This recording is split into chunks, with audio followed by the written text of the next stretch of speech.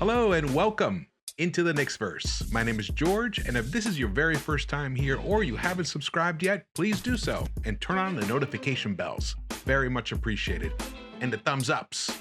All right, well, this video is going to be about none other than our big free agent signing of this offseason, Evan Fournier. That's right. I wanted Knicks to make the trade for him at the trade deadline. I wanted him. Boston got him for 2 second-rounders. And then we actually did a sign-and trade with Boston. And we got second-rounders, but we're actually probably going to end up just getting one of them the way it's all structured. But very excited about this edition. Very, very excited about this edition. So it's all working out pretty well. Pretty well indeed. But what does Fournier bring us? What does he bring to this Knicks squad that we didn't already have? Well, we've touched on this before. What he brings is multi-level scoring that Reggie Bullock just didn't have. Reggie Bullock was primarily a catch and shoot three-point specialist and an excellent defender. So we lost a little bit on the defense, that is for sure, but what we've made up in the offense is tremendous, tremendous. It's such a high upside with this guy. What the beautiful part of it is he can create his own shots. So that's something that we have sorely lacked. And then we added Kemba, and Kemba, we know, creates shots for himself, creates shots for everybody. So, man, I'm very excited about this team. But how good can Evan Fournier be for the Knicks?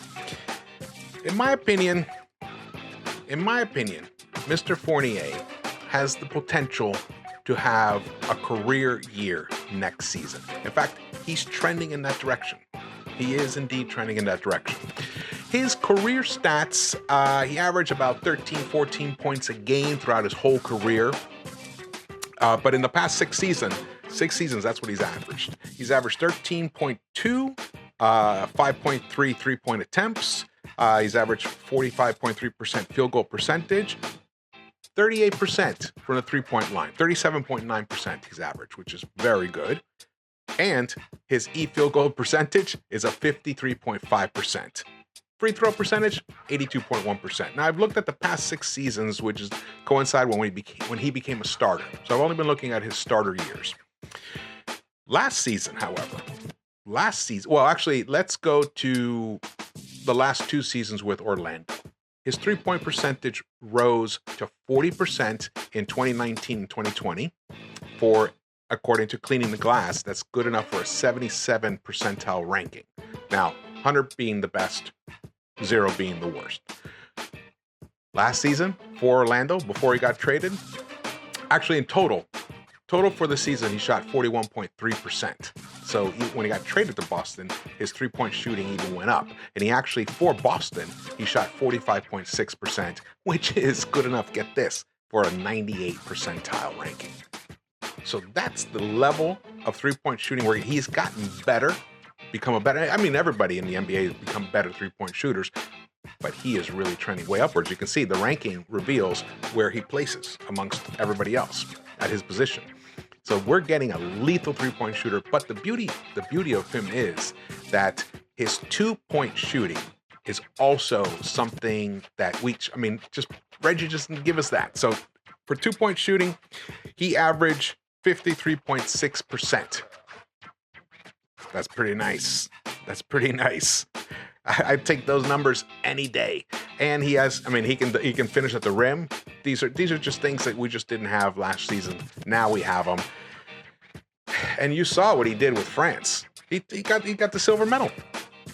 And in one game against the USA, he owned them. He owned us. So now he's one of us. There, look at him here at the Empire. He carried that jersey all around the city, I think. He was at the Empire State Building.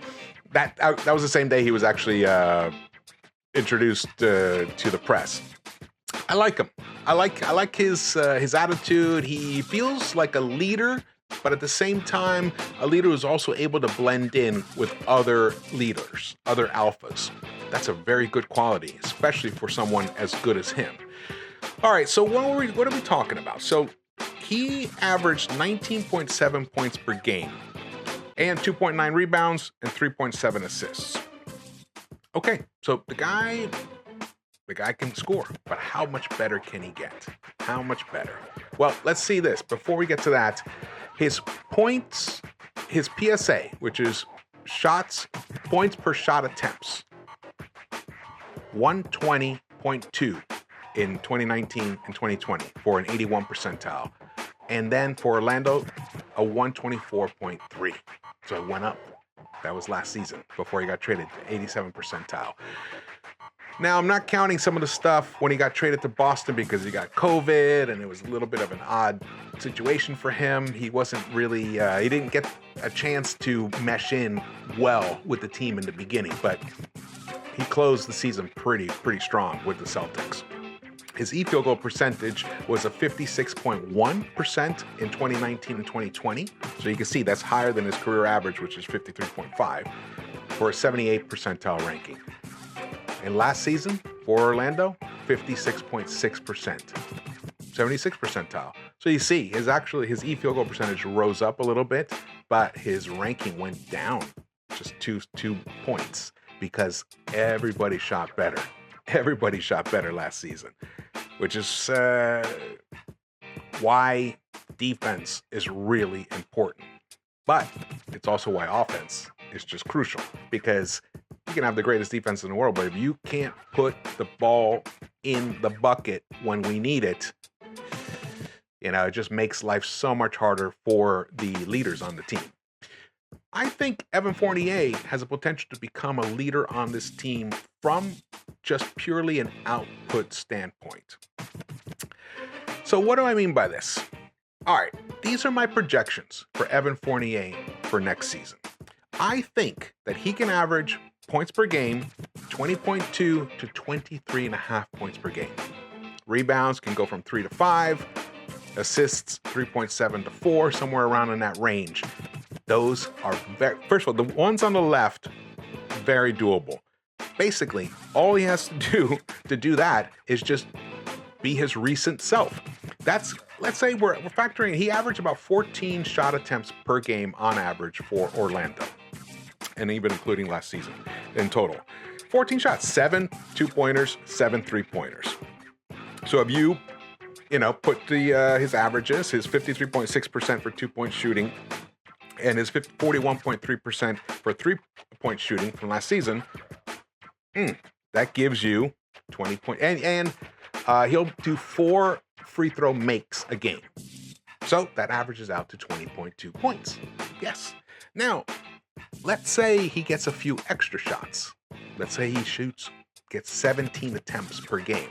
If he is performing at the level that I project him to, then he will get more shots because he's just going to be he may end up being our best shooter overall on this team. Julius's 3-point shooting last season was outstanding, and then RJ as well. So who knows? It'll be a nice competition between those three to be the best outside shooters. But we know that Fournier's done this throughout his whole career, whereby Julius and RJ basically it just basically came on last season. So, that's what we're looking at here. But let's say he gets, instead of 7 attempts, he gets 9 attempts per game for the two-pointers. And instead of he attempts 7 3-pointers a game, he attempts 8. So that's 17 total shots. They'll keep the free throw attempts at 5, which is what it was before. We'll keep that the same. So let's say same percentages. You add them together, and that's where it gives you the 23.5%. Now, that's a possibility. If he's on a team that's performing well, doing really well with Julius, and he's averaging 23.5 points by the All-Star game, he might get a look. He might actually end up being an All-Star. There's a possibility. Because he's going into the prime of his career, and he seems happy. He's got a nice fat contract. He's in the greatest city in the world. So this is what I'm expecting. I'm really excited about this. I think he is going to end up being one of the best free agent signings of this past off season for any team. That's how I feel. All right, well, if you enjoyed this video, please subscribe and drop your comments. Love to hear your thoughts about my projections.